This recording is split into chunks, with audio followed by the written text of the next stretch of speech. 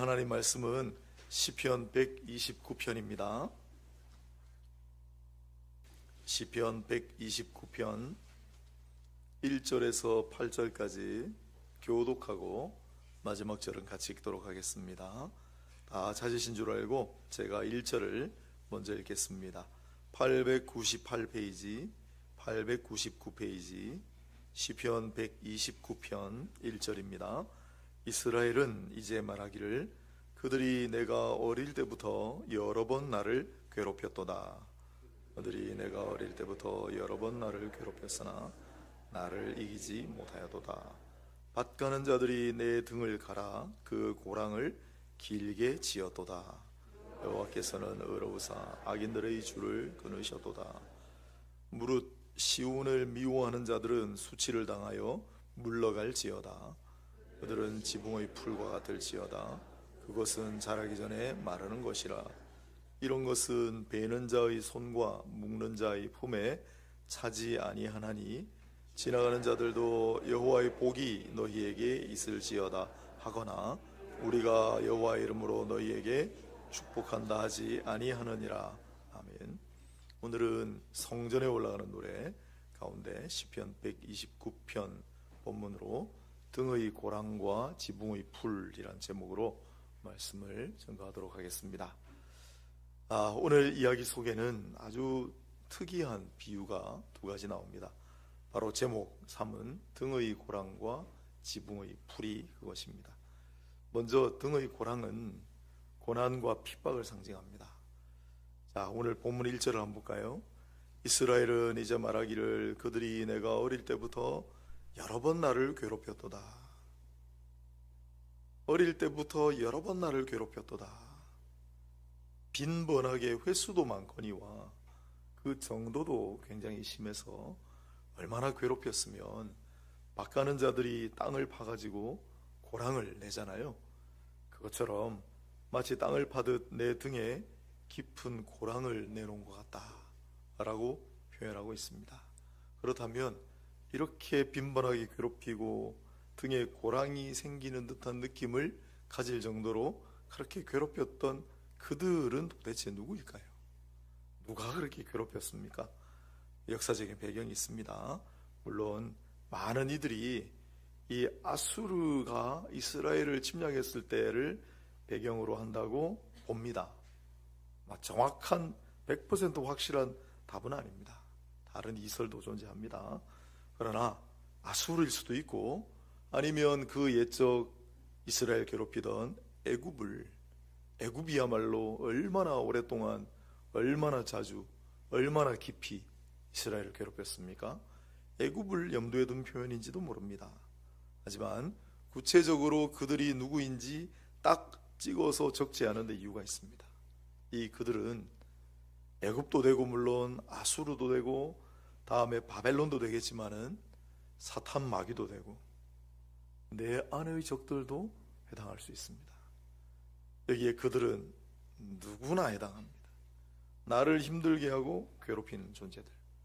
오늘 기도에 나오신 여러분, 지금 나를 괴롭히고 있는 존재는 무엇입니까? 누가 나를 괴롭게 만들고 있나요? 인생이 참 버거울 때가 있습니다. 참 힘들다. 괴롭다. 탄식이 절로 터져나올 때가 있습니다. 그렇지 않습니까? 그런데 어떻게 하십니까? 어떻게 하시죠? 구약의 성도들은 그럴 때마다 성전을 바라보았습니다. 성전이 있는 곳을 바라보았습니다. 건물이 중요한 게 아니고 그곳에 하나님의 상징이 있으니까 성전을 바라보면서 하나님을 바라보았습니다. 그리고 성전을 향해 나아가며 하나님을 향해 나아가는 똑같은 뜻이죠. 찬송을 불렀습니다. 이 시편도 성전에 올라가는 노래라는 제목이 붙어 있잖아요. 성전에 올라가는 노래 가운데 하나입니다. 언제 불렀느냐? 너무 힘들고 고통스러울 때. 왜 이렇게 내 원수 같은 존재들이 나를 힘들게 하고 핍박을 하는지, 왜 이렇게 나를 괴롭히는지, 등에 고랑이 생긴 것처럼 나를 괴롭히고 나를 힘들게 하는 존재들이 있을 때 누굴 바라보겠습니까? 하나님 바라볼 밖에요. 하나님 바라보고 성전을 향해 올라가며 힘들고 고통스럽기 때문에 울며 불며 하나님을 바라보며 성전을 향해 올라가며 불렀던 노래입니다. 우리도 힘들 때 그렇게 합시다. 성전을 오르며 노래를 부릅시다. 나의 구원자, 나의 피난처가 되시는 주님밖에 더 있습니까? 주님을 바라보고 주님 앞으로 나아가며 힘들고 고통스러워 울며 불며 찬송을 부릅시다. 고난과 핍박 때문에 주님 앞에 부르짖으며 노래를 부릅시다. 그렇게 성전에 나아가는, 하나님을 향해 나아가는 모두가 될 수 있기를 소원합니다. 등의 고랑은 고난과 핍박이 얼마나 심한지를 알려주는 측정기 역할도 하지만 우리의 경험을 보편화시키는 전환장치이기도 합니다. 좀 말을 어렵겠죠. 무슨 뜻이냐면, 쉽게 말을 바꾸면 등의 고랑을 묵상할 때 떠오르는 인물이 하나 있고, 그래서 나만 그런 게 아니구나, 이런 위로를 동시에 받게 된다는 뜻입니다. 누구를 떠올릴까요? 여러분, 등의 고랑을 한번 가만히 생각해 보세요. 왜 등에 상처가 생겨요? 앞쪽이 아니고 등에 상처가 생기는 경우는 둘 중에 하나예요. 이사야 51장 23절에 보면 적들이 하나님 백성들을 향하여 엎드리라, 내가 그 위를 밟고 지나가리라, 그런 구절이 나와요.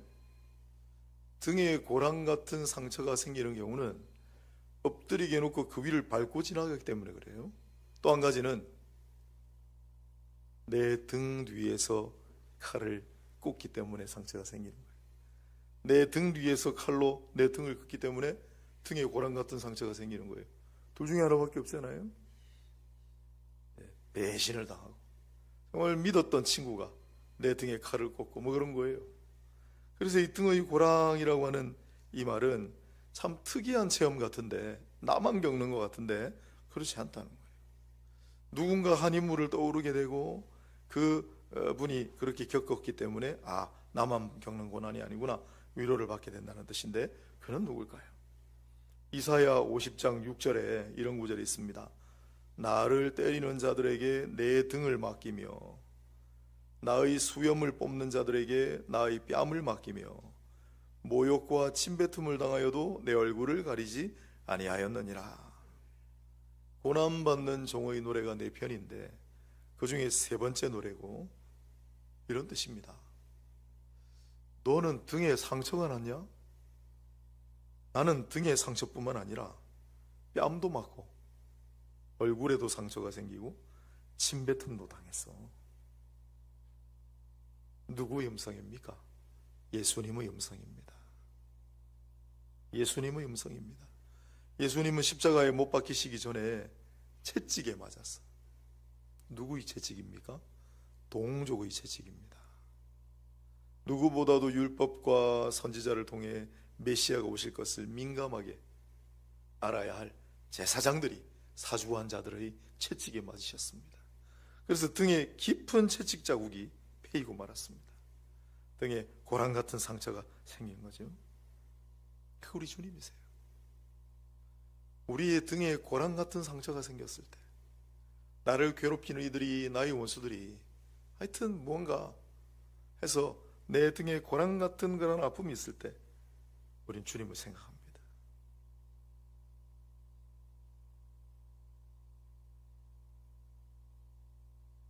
여러분, 혹시 누군가의 채찍에 맞아 등이 터졌습니까? 지금도 일어난 일입니다. 기독교를 탄압하고 박해하는 국가에서 지금도 버젓이 일어나. 그러나 우리 대부분은 이런 경험은 없겠지요. 반면에 누군가의 말의 칼에 맞아 등에 깊은 상처가 생길 때가 있습니다. 배신의 칼을 맞아 등에 깊은 고랑이 생겨날 때도 있습니다. 바울이 그랬습니다. 그런데 바울이 그때 이런 말을 남겼죠. 놀라운 선언입니다. 갈라디아서 6장 17절인데, 이후로는 누구든지 나를 괴롭게 하지 말라. 내가 내 몸에 예수의 흔적을 가졌느니라. 내가 내 몸에 예수의 흔적을 가지고 있노라. 등에 깊이 패인 고랑 같은 상처가 있습니까? 배신의 칼날을 맞은 아픔이 있습니까? 그럴 때 이렇게 외치는 거죠. 더 이상 나를 괴롭게 할 수 없다. 왜냐? 내 몸에 이제 내가 예수의 흔적을 가지고 있기 때문이다. 찬바람이 불어옵니다. 오늘도 독감 걸리신 분 한 분 만났는데 감기 조심하십시오. 찬바람이 불면 저는 등이 시립니다. 여러분 안 그렇습니까? 안 시려요? 저 같은 척추 환자는, 디스크 환자예요. 척추 환자는 찬바람이 불면 유난히도 등이 시립니다. 칼바람 때문에 등에 깊은 고랑이 패인 것 같은 느낌이 들 때가 있습니다. 그럴 때마다 이제 주 예수를 생각하겠습니다. 내가 내 몸에 예수의 흔적을 지니고 있노라.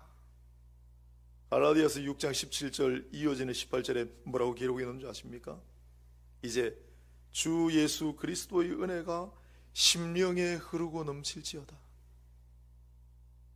내가 내 몸에 예수의 흔적을 지니고 있노라.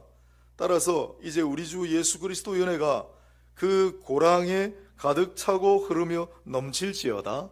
아멘. 그와 같은 심정으로 살아갈 수 있게 되기를 바랍니다. 왜 이토록 고난과 핍박이 존재할까요? 왜 우리를 이렇게 공격하도록 하나님은 내버려 두실까요? 그런데 교회는 종종 이런 것들에 의해 더 잘 보존되어 왔습니다. 무슨 뜻이냐면 핍박이 올 때 교회는 더 순수하고 더 진실하고 하나님께 더 가까이 나아가려고 하고 더 깊은 교제와 만남을 사모하고 예수님을 닮으려고 애를 씁니다. 고난과 핍박이 찾아올 때 그렇습니다. 그러니 어떤 의미에서 이 고난과 핍박은 우리를 세상으로부터 더욱 거룩하게 만들기 위해 동원되는 시련과 연단의 장치로 작동합니다. 비록 그 배후에서 사탄이 진두지휘를 해도 마찬가지입니다. 찰스 스펄전이라는 분은 사탄은 누구냐? 그리스도의 부엌에서 설거지나 하는 접시 닦기에 불과하다고 했습니다. 그리스도의 그릇들이 가장 반짝반짝 윤이 날 때는 바로 사탄이 그 그릇들을 닦고 있을 때라고 했습니다. 사탄이 자기가 가지고 있는 술수로 성도들을 핍박하고 고통스럽게 할 때, 그게 바로 성도들이 더 반짝반짝 빛나게 만드는 접시 닦기 역할을 하고 있다는 비유를 들었습니다. 얼마나 멋진 비유입니까? 그래도 사탄의 공격은 무섭기 짝이 없습니다. 여러분, 이 세상에서 그 깊이와 넓이를 알 수 없는 두 가지가 있다고 합니다. 하나는 성도를 향해 베푸시는 하나님의 사랑입니다. 또 하나는 그 성도들을 향하여 바라는 사탄 마귀의 시샘과 증오입니다. 물론 사탄은 피조물이니까 하나님의 그 깊이와 넓이가 무한하고 영원한 것에 비할 수는 없지만 이 세상 그 어떤 것과도 비교할 수 없을 만큼 깊고 넓은 증오로 우리에게 공격을 가하고 비난을 일삼고 핍박을 당하게 하고 고난에 당하게 한다 이 말입니다. 하지만 그 두려운 마귀 사탄의 공격을 우리는 겁내지 않습니다. 그 이유가 오늘 본문 다음 구절에 등장을 하는데 2절을 한번 보세요. 2절. 오늘 등의 고랑을 잘 기억해 놓으시고 기도할 때 꼭 붙들고 기도의 줄기로 삼으시면 좋겠고, 우리가 이 고난과 핍박이 올 때 등의 고랑이 움푹 패인 것 같은 고통에 처해 있을 때도 결코 두렵지 않은 것은 바로 2절 때문입니다. 그들이 내가 어릴 때부터 여러 번 나를 괴롭혔으나 나를 이기지 못하였도다. 왜 그렇습니까? 4절입니다. 여호와께서는 의로우사 악인들의 줄을 끊으셨도다. 의로우신 하나님이 악인들의 줄을 이미 끊어 놓으셨기 때문에 그들은 나를 이기지 못한다 라는 선언입니다. 우리는 영적 전투 가운데 살아갑니다. 어느 날 일단의 그리스도 군사들이 그 전투에 들어갔습니다. 그런데 적들은 너무 많아요. 적의 큰 무리 가운데 휩쓸려 들어가서 우리 그리스도의 군사들이 흔적도 없이 사라진 것 같아요. 전멸을 당했나? 몰살을 당했나? 다들 그러고 있을 때 흙먼지가 자욱한 전장 한복판에서 한 줄기 외침이 터져 나오는 거예요. 그게 뭐냐면 바로 이 절입니다. 그들이 나를 이기지 못하였도다. 누구의 음성입니까? 우리 대장이신 주 예수 그리스도의 음성입니다. 그들은 나를 결코 이길 수 없느니라. 그들이 나를 이기지 못하였노라. 그러면 따라서 합창하는 무리들이 있습니다. 그렇다. 그들이 우리를 이기지 못하였노라. 그리스도의 군사들입니다.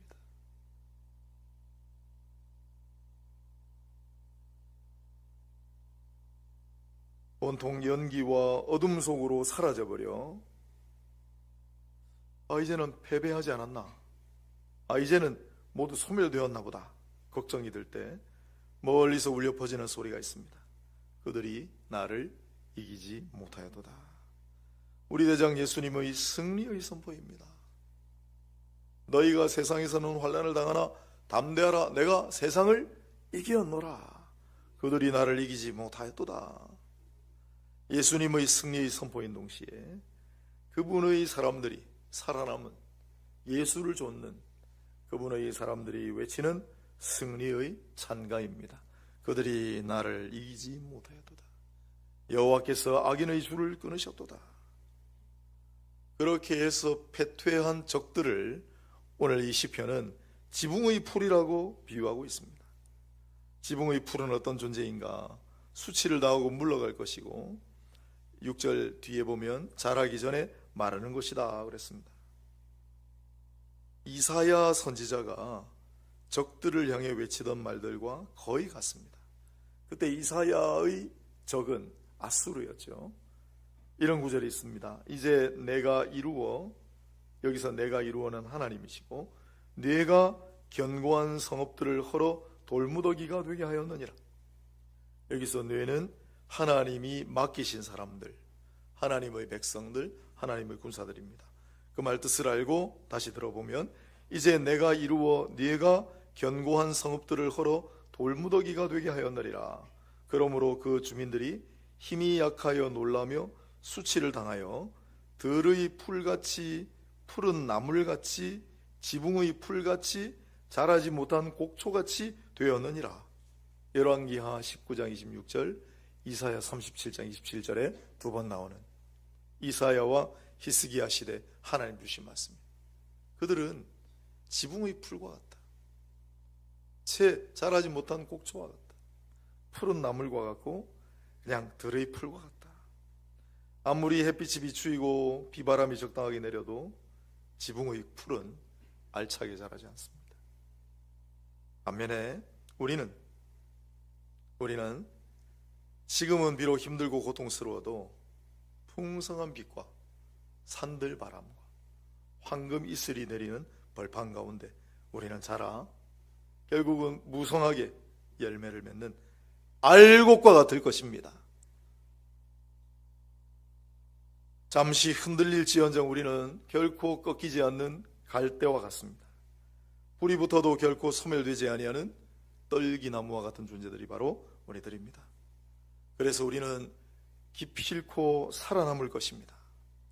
우리는 결국은 극복하게 될 것입니다. We shall overcome. 우리 극복하리라. 우리는 최종적으로 승리하게 될 것입니다. 비록 지금 우리 등의 고랑에는 힘들고 고통스러운 흔적들이 남아있지만 사랑하는 여러분이요, 우리 그 고통스럽고 힘겨워만 보이는 등의 고랑에는 언젠가는 아름답고 강인한 생명의 꽃들이 피어날 것입니다. 반면에 지금 나를 괴롭히고 있는 것들은 지붕의 풀과 같아 필경은 재가 되고 먼지가 되어 훨훨 날아가 버리고 흔적조차 찾아볼 길이 없게 될 것입니다. 오늘 시편 129편은 성전에 올라가는 노래인데 참 힘들고 쓰라릴 때 부르던 노래예요. 얼마나 힘들었나? 등에 고랑이 패인 것 같은 그런 느낌이 들 만큼 너무나 나를 괴롭히는 존재들 때문에 내 뒤에서 칼을 꽂고 내 뒤에서 내 등을 짓이기는 그러한 존재들 때문에 너무 힘들고 고통스러울 때, 하지만 우리는 그 등의 고랑을 통해 누군가를 바라보게 됩니다. 우리의 대장 되시는 주 예수 그리스도이십니다.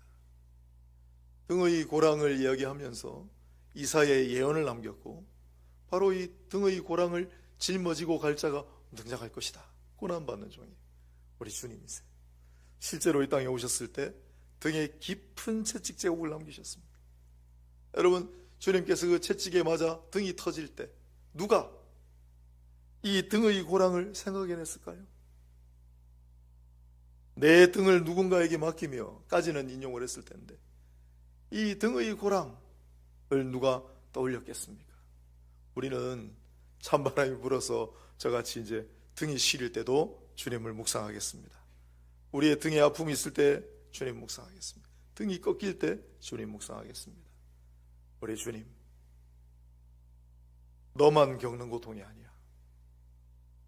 내가 너희 고통을 몸소 체험했느니라. 그리고 이겼노라. 그 주님의 음성이 우리의 신앙 고백이 될 수 있기를 바라고, 그들이 나를 이기지 못하였노라. 주님의 선언이 우리 승리의 찬가가 될 수 있기를 바랍니다.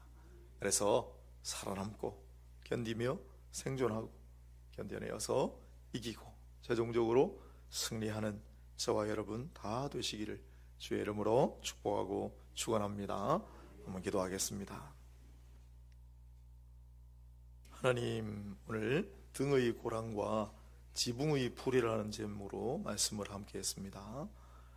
이 말씀이 우리의 마음판에 잘 새겨지게 하시고, 찬바람이 불어 우리 등이 시릴 때, 누군가의 말의 칼로 인하여 내 등이 무참히 베임을 당했을 때, 내 등이 쓰라리고 아플 때 주님을 묵상하게 하시고, 주님께서 선포하신 이 음성들을 기억하게 하시며, 주님을 향한 승리의 찬가와 성전을 바라보며 부르는 찬송으로 넉넉하게 이겨나갈 수 있도록 우리에게 힘이 되고 위로가 되고 의지가 되는 말씀이 되게 하여 주옵소서. 우리 주 예수님 이름으로 기도합니다. 아멘.